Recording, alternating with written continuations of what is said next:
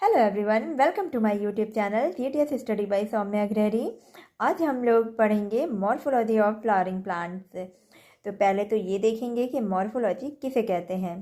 तो मॉर्फोलॉजी वो स्टडी होती है जो प्लांट के एक्सटर्नल फीचर या स्ट्रक्चर के और उसके कैरेक्टरिस्टिक्स के बारे में स्टडी की जाती है, उसे मॉर्फोलॉजी कहा जाता है। ठीक इसी तरह जब हम लोग नेक्स्ट चैप्टर में पढ़ेंगे एनाटॉमी, तो एनाटॉमी का मतलब ये होता है कि जब हम प्लांट के इंटरनल पार्ट की स्टडी करते हैं, जैसे कि सेल उसके कैसे अरेंज हैं, किस टाइप के सेल्स हैं, टिश्यू कौन से हैं, जब इस तरह की स्टडी के बारे में पढ़ते हैं तो वो एनाटॉमी होती है, यानी कि इंटरनल पार्ट। और मॉर्फोलॉजी जब प्लांट की एक्सटर्नल फीचर्स के बारे में पढ़ते हैं। ओके, तो हम लोग बारी बारी से इस चैप्टर में पढ़ेंगे, जैसे कि रूट पढ़ेंगे पहले, फिर इसके बाद स्टेम, फिर लीफ, फिर फ्लावर, ऐसे करके उनकी मॉर्फोलॉजी स्टडी करते हैं। आइए स्टार्ट करते हैं। तो रूट के जनरल कैरेक्टर के बारे में देखेंगे। तो जनरल पहले फर्स्ट है कि जो रूट अराइज होती है वो रेडिकल से अराइज होगी। ओके, और सेकंड है इम्पॉर्टेंट कि रूट जो होगी वो नॉन ग्रीन होगा। ठीक है, देन अंडरग्राउंड होगा। ओके, अंडरग्राउंड होने की वजह से जो सॉइल के अंदर का पार्ट है तो वहाँ तक सन लाइट नहीं जाएगी। जब सनलाइट नहीं जाएगी तो वो क्या होगा, नॉन ग्रीन रहेगा और नेगेटिव फोटोट्रॉपिक होगा। ओके, क्या होगा, नेगेटिव फोटोट्रॉपिक का मतलब कि वहाँ सनलाइट नहीं पहुँच रही है, तो इसका मतलब है कि वो नेगेटिव फोटोट्रॉपिक होगा। एंड सेकेंड सी में है कि ये पॉजिटिव जियोट्रॉपिक होगा। एंड थर्ड है इसमें नोड्स एंड इंटर नोड जो होंगे वो एब्सेंट होंगे। ठीक है, ये आप लोग नोट कर लीजिए कि नोड्स और इंटर नोड्स एब्सेंट होंगे, जो कि हम आपको स्टेम में पढ़ाएंगे, वो स्टेम का फीचर है ये। ठीक, ये आपका रहा रूट हमने रूट के जनरल कैरेक्टर के बारे में बता दिया है। अब उसके बाद हम लोग पढ़ेंगे root system, region of root और मॉडिफिकेशन ऑफ रूट। ठीक है, तो एक एक करके देखते हैं। रूट सिस्टम में हम लोगों को 3 सिस्टम पढ़ने हैं। पहला है टैप रूट सिस्टम, दूसरा है आपका फाइब्रस रूट और तीसरा होगा एडवेंटिशियस रूट। ठीक है, तो टैप रूट सिस्टम का ये आपको दिखेगा। चलिए टैप रूट सिस्टम देखते हैं क्या होता है। कि ये जो रूट है, मतलब मैंने पहले से ही डायग्राम बना लिया था, तो ये जो रूट है, ये रेडिकल जो पार्ट है, ये क्या होगा आपका अर्थ के नीचे, यानी कि सॉइल के नीचे होगा। ये सॉइल के अंदर पाया जाता है। तो ये जैसे जैसे अंदर जाता जाएगा ये पार्ट, तो ये पूरा क्या है, ये आपका रेडिकल पार्ट यानी कि प्राइमरी रूट हो गया ये। ठीक, इसी में ही आपको रूट हेयर मिल जाएंगी। ठीक है, तो और फिर इसके बाद आप देखना कि जो भी प्राइमरी पार्ट होता है, प्राइमरी रूट जो है, ये प्राइमरी रूट इसी से ही लगी हुई ब्रांचेस निकलने लगती हैं। जैसे कि ये जब प्राइमरी रूट से निकलती हुई जब ये ब्रांच आती है तो ये सेकेंडरी रूट बनाती है, फिर टर्शियरी रूट भी बनाती है। ऐसे करते हुए जब ये पूरा सिस्टम जब बन जाता है, उसे क्या बोलते हैं हम लोग, टैप रूट सिस्टम बोलते हैं। ठीक है, और इसका एग्जाम्पल जो होगा वो डाइकॉट होगा और मस्टर्ड होगा। ठीक है, इसको आप ऐसे याद रख सकते हो हम कि मतलब डाइकॉट प्लांट लंबे होते हैं। ठीक है, लंबे हुए तो उनकी जड़ें क्या होती हैं, मजबूत लंबी होंगी। मतलब जब जड़ लंबी तो इंसान लंबा, तो उसकी जो जड़ें होंगी वो नीचे तक जाएंगी। ठीक है, अर्थ में नीचे तक जाएंगे सॉइल में। तो इसका एग्जांपल क्या है, डाइकॉट प्लांट और मस्टर्ड दिया हुआ है, जो कि आपके एनसीईआरटी में भी दिया हुआ है। ठीक, और नेक्स्ट है आपका फाइब्रस रूट सिस्टम। ठीक है, फाइब्रस रूट सिस्टम में ये होगा कि जब टैप रूट सिस्टम आपने देखा है कि वो कहाँ से बनती है, जब प्राइमरी रूट और उसकी जो लेटरल ब्रांचेस होती हैं वो मिलकर के टैप रूट बनाती हैं। ठीक है, रेडिकल से ओरिजिनेट होती हैं, तो उसे क्या बोलते हैं, टैप रूट सिस्टम। और उसका एग्जांपल क्या था, डाइकॉट प्लांट और मस्टर्ड हो गया। ठीक, अब फाइब्रस रूट सिस्टम में क्या होगा कि जब रेडिकल से न निकल के वो स्टेम के बेस से ओरिजिनेट होती हैं, जब रूट, यानी कि जब रूट जो हो गई वो इस रूट रेडिकल से न निकल करके स्टेम के बेस से जब ओरिजिनेट होती हैं, तो उसे फाइब्रस रूट सिस्टम कहते हैं।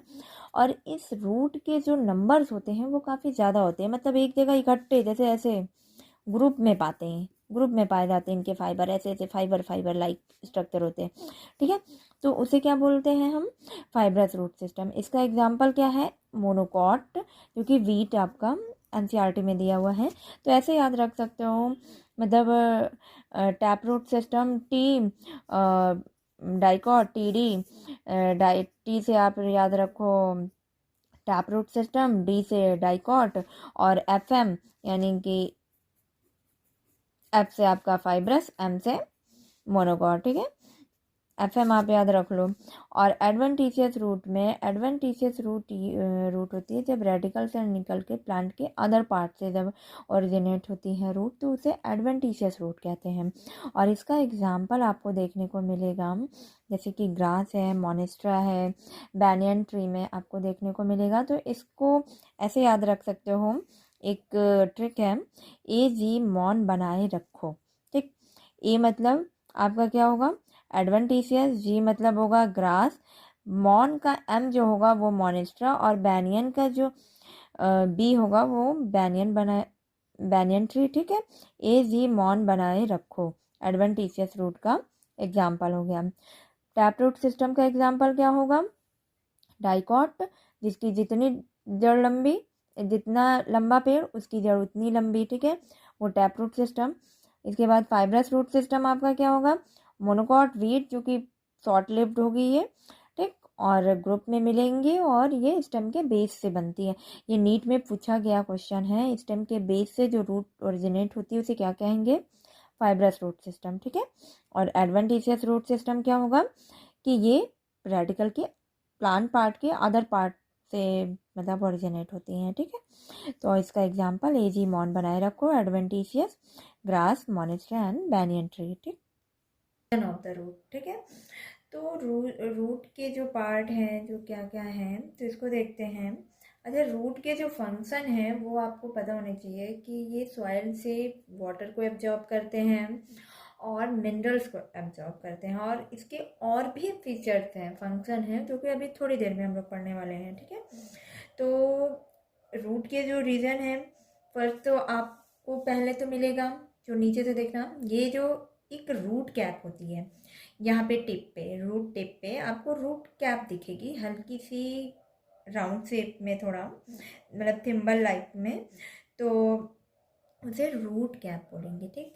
वो रूट कैप इस रूट के एपेक्स को प्रोटेक्ट करता है, ठीक। और सेकंड आपको है, जब थोड़ा सा जब ऊपर जाएंगे तो रूट कैप से लगा हुआ जो पार्ट है उसे जोन ऑफ मेरिस्टेमेटिक बोलते हैं। जोन ऑफ मेरिस्टेमेटिक इसलिए बोलते हैं क्योंकि ये पार्ट, ये रीजन जो है, ये काफ़ी एक्टिवली काम करता है। मतलब यहाँ पे बहुत सारी सेल्स छोटी छोटी होंगी, और ये सेल्स और थिन वॉल्ड होगा, यहाँ पे थिन वॉल्ड होगा, डेंस प्रोटोप्लाज्म होगा, और ये डिवीजन बहुत तेजी से करती हैं। तो इस पार्ट को हम जोन ऑफ मेरिस्टेमेटिक एक्टिविटी भी बोलते हैं, और zone of cell division part भी बोलते हैं, ठीक है।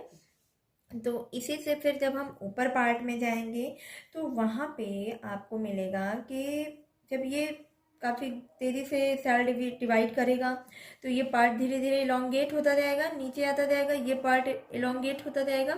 तो इस पार्ट को हम लोग जोन ऑफ एलोंगेशन बोलेंगे, ठीक है। क्या बोलते हैं, जोन ऑफ एलोंगेशन बोलते हैं, जो कि रूट की ग्रोथ के लिए रिस्पॉन्सिबल होता है। मतलब ये आपकी सेल डिवीजन हुई, सेल डिवाइड होकर के ये इलोंगेट होता गया, ये पार्ट इलोंगेट होता गया, इलोंगेट होगा तो इसका मतलब है कि ये रूट ग्रोथ को के लिए रिस्पॉन्सिबल होगा, ठीक। इसलिए इस पार्ट को क्या बोले हम, जोन ऑफ एलोंगेशन बोलते हैं।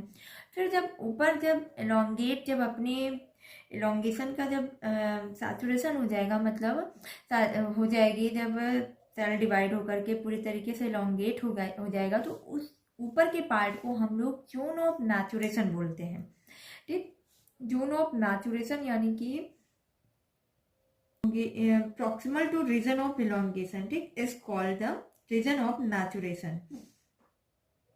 इसी पार्ट से आपको मिलेगा कि कुछ जो एपिडर्मल सेल्स हैं वो काफ़ी छोटी छोटी और डेलिकेट होगा। यहाँ पे आप लोग ध्यान रखना, इस रीजन पे जो एपिडर्मल सेल्स होती हैं कुछ, वो वेरी फाइन एंड डेलिकेट होगा, जो कि एनसीईआरटी की लैंग्वेज है। आपको एनसीईआरटी की लैंग्वेज में बिल्कुल अच्छे से पढ़ना होगा, ठीक है। और thread like structure, thread like structure मतलब रूट हेयर्स बनाती हैं, ठीक है। जब रूट हेयर बनाएगा, यहाँ की रूट हेयर बनाएगा तो उस मतलब रूट हेयर भी यहाँ पे होगा, और उस पार्ट को हम जोन ऑफ मैचुरेशन बोलते हैं, ठीक है। ये याद रखना कि जो जोन ऑफ मेरिस्टेमेटिक है उसमें जो सेल्स होंगी वो छोटी होंगी, थिन वॉल्ड होगा और डेंस प्रोटोप्लाज्म होगा। फिर जोन ऑफ इलोंगेशन में आप जो तेजी से जब इलोंगेट हो जाएंगी रैपिडली और इनलार्जमेंट हो जाएगा, मतलब कि ग्रोथ, रूट की जो लेंथ में ग्रोथ के लिए रिस्पॉन्सिबल होगा। और जोन ऑफ मैचुरेशन जो कि सेल, इसकी कुछ एपिडर्मल सेल्स वो फाइन होगी, डेलिकेट होगा, थ्रेड लाइक स्ट्रक्चर बनाता है, यानी कि रूट हेयर बोलते हैं इसको, ठीक है। क्या बोलेंगे इसे? रूट हेयर्स बोलते हैं, ठीक। और ये क्या होगा? जोन ऑफ मैचुरेशन बोल आपका मॉडिफिकेशन ऑफ रूट्स, ठीक है। तो मॉडिफिकेशन रूट में प्रॉप रूट है, स्टिल रूट है और नेमेटोफोर्स है, ठीक है। तो प्रॉप रूट आपको कहाँ देखने को मिलेगा? बैनियन ट्री, यानी कि जब आप कभी बरगद का पेड़ देखिएगा तो बरगद के पेड़ में आपको मिलेगा कि जो रूट हैं वो काफ़ी पेड़ से, जैसे मान लो कि ये पेड़ है, आपको मिलेगा, सॉरी जब आपको ये पेड़ मिलेगा तो ऐसे ऐसे लटकी हुई कुछ रूट्स होंगी, कुछ ऐसे ऐसे करके, ऐसे ऐसे ऐसे लटके हुए, ठीक। तो आपको ये क्या है, ये कोई मतलब ये नहीं है कि ये झाड़ फूक है, ऐसा ऐसा कुछ नहीं है। ये जो हैंगिंग पार्ट होता है, इस पार्ट को ही प्रॉप रूट बोलते हैं, ओके। ये प्रॉप रूट जो है ये किस में होगा? बैनियन ट्री में होगा। और इसी तरह जब आप स्टिल्ट रूट में आओगे तो ये तो प्रॉप रूट का एग्जांपल क्या हो गया? बैनियन ट्री हो गया, ठीक है।